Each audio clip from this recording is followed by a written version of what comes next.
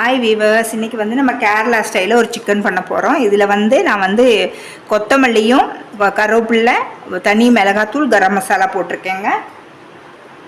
கொஞ்சம் மஞ்சள் தூள் போட்டுக்கலாம், கொஞ்சம் கருப்பு மிளகுத்தூள், அதுக்கப்புறம் இஞ்சி, கொஞ்சம் டேஸ்ட்டுக்கு உப்பு போட்டுக்கலாம். ஏன்னா நாங்கள் நெக்ஸ்ட் இது கிரேவி பண்ணும்போதும் நம்ம அதுக்கு உப்பு போடணும். இப்போ இதை நல்லா மிக்ஸ் பண்ணி ஒரு 1/2 hour நம்ம அப்படியே ஊற விட்டுறலாம்.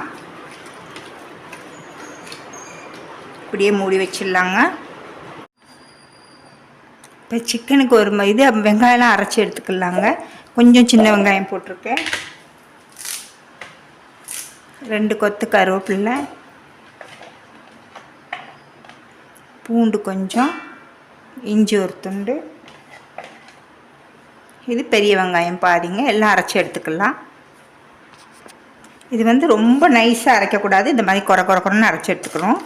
இப்போ வாங்க எப்படி சிக்கன் பண்ணுறேன்னு பார்க்கலாம். இப்போ நான் எண்ணெய் வச்சுருக்கேன், கொஞ்சமாக கடுகு, கொஞ்சம் சோம்புங்க, அவ்வளோதான். மற்ற கரம் மசாலாலாம் தேவையில்லை. இப்போ இதில் வந்து நம்ம அரைச்சி வச்ச வெங்காயம் எல்லாம் சேர்த்துக்கலாம்.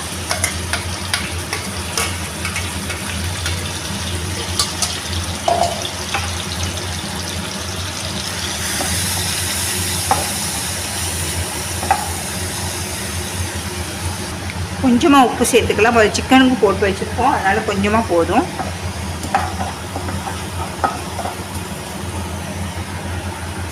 இப்போ பார்த்திங்கன்னா நல்லா எண்ணெய் பிரிஞ்சு வந்துருச்சு. இப்போ நம்ம வந்து சிக்கன் எடுத்து இதில் போட்டுக்கலாம். இப்போ நீங்கள் தண்ணியெல்லாம் சேர்க்க வேண்டாம், இதில் உள்ள தண்ணி அதுக்கு கரெக்டாக இருக்கும். இது நல்லா மிக்ஸ் பண்ணி விட்டுறலாம்.